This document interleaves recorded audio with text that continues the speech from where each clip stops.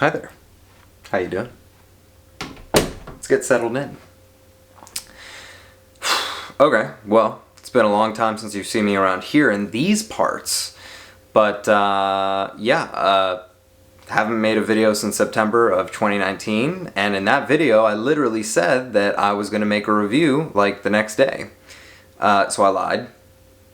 Sorry. But here we are, 2 years later, it's 2021. And theaters are starting to open up again, and COVID is starting to kind of, go away, and the crazy times are starting to, dissipate. So that's good. I'm glad if you're here. If you're not, give it a try. Come on over. It's fine.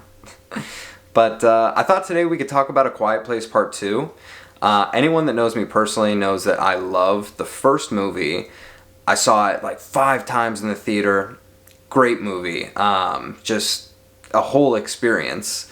With this one, the second one, I actually really enjoyed it. It's a long time coming. It was supposed to come out last year, back in 2020. I don't know, maybe like first quarter in March or something like that. And never got to see it because everything shut down because of COVID. But yeah, I'm just really glad that we're able to go to the movies again. That's the biggest thing. I mean, movies started to shift towards streaming. Like we saw Wonder Woman on HBO Max. I saw Tenet on HBO Max. What else? Well, either way, a lot of things have moved to streaming, and it was really nice to just get back into the theater.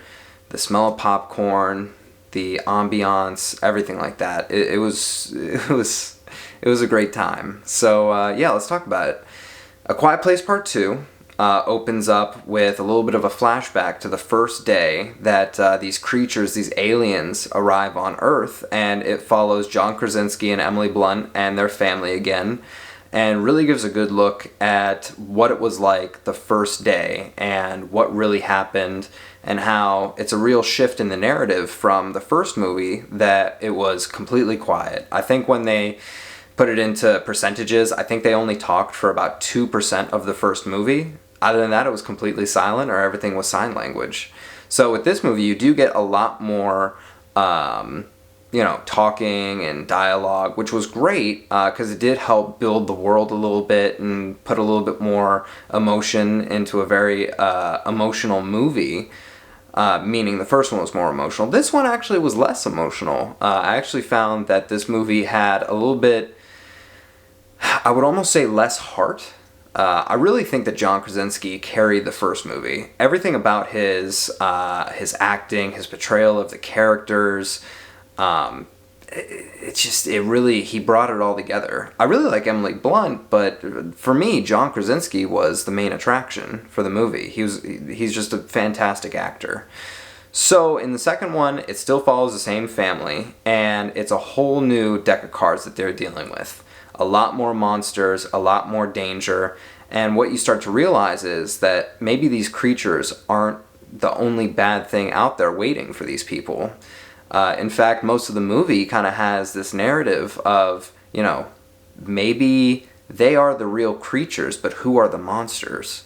So that was really fun to kind of take a little bit of a different look. It almost reminded me of a video game, The Last of Us, where I think that video game is about zombies, but realistically, it's more about how people are just horrible. And for the most part, I think the movie did a really good job. There was one scene that made me really uncomfortable, in a good way. Like, they did a good job telling the story. I won't spoil anything, of course, because I want everyone to go out to the theater and go see this for themselves.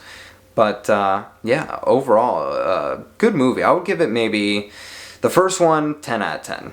Absolutely no compete. Just fantastic movie. This movie, I would probably give it like a 7.5, maybe an 8. I could go and see it again, to be honest. Maybe a second viewing would change my opinion.